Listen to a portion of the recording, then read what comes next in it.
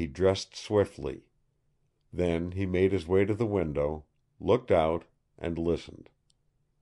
In the brilliant starlight he saw nothing but the two white stubs of the lightning-shattered trees in which the owls lived. And it was very still. The air was fresh and sweet in his face. In it he caught the scent of the distant balsams and cedars. The world, wonderful in its night silence, waited for him. It was impossible for him to conceive of failure or death out there, and it seemed unreal and trivial that the law should expect to hold him with that world reaching out its arms to him and calling him. Assured that the moment for action was at hand, he moved quickly. In another 10 seconds he was through the window, and his feet were on the ground. For a space he stood out clear in the starlight. Then he hurried to the end of the building and hid himself in the shadow. The swiftness of his movement had brought him no physical discomfort, and his blood danced with the thrill of the earth under his feet and the thought that his wound must be even more completely healed than he had supposed. A wild exultation swept over him. He was free. He could see the river now, shimmering and talking to him in the starlight, urging him to hurry, telling him that only a little while ago another had gone north on the breast of it, and that if he hastened it would help him to overtake her. He felt the throb of new life in his body. His eyes shone strangely in the semi-gloom. It seemed to him that only yesterday Marette had gone. She could not be far away, even now. And in these moments, with the breath of freedom stirring him with the glory of new life, she was different for him from what she had ever been. She was a part of him. He could not think of escape without thinking of her. She became, in these precious moments, the living soul of his wilderness. He felt her presence.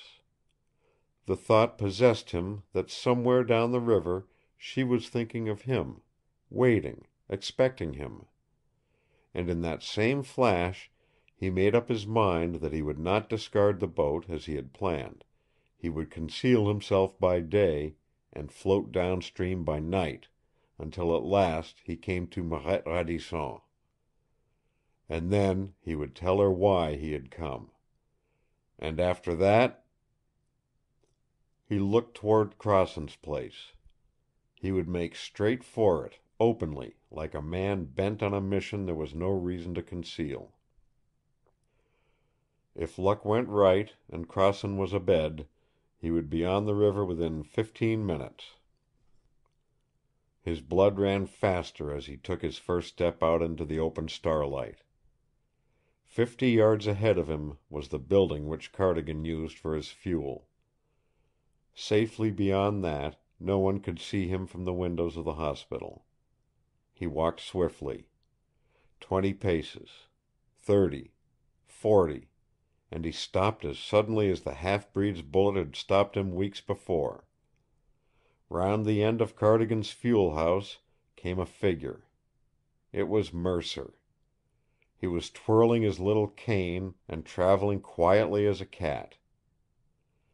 They were not 10 feet apart, yet Kent had not heard him. Mercer stopped. The cane dropped from his hand. Even in the starlight Kent could see his face turn white. "Don't make a sound, Mercer," he warned. "I'm taking a little exercise in the open air.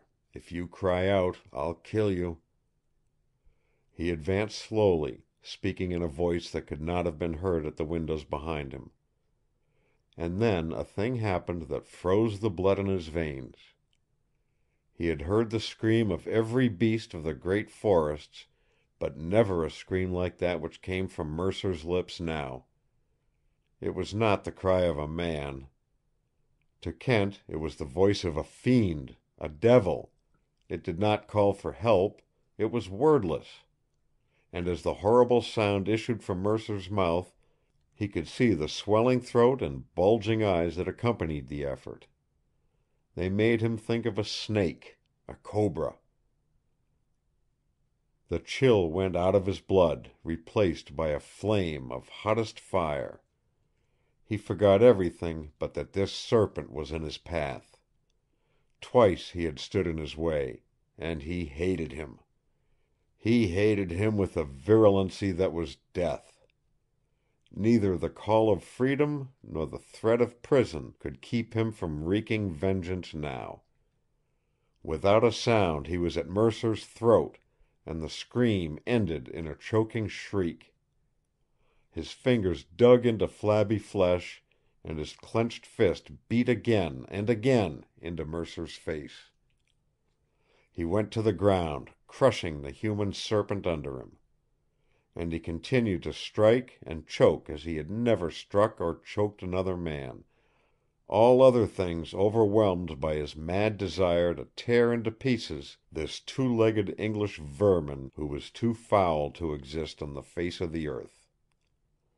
And he still continued to strike, even after the path lay clear once more between him and the river. End of chapter 9. Recording by Roger Moline.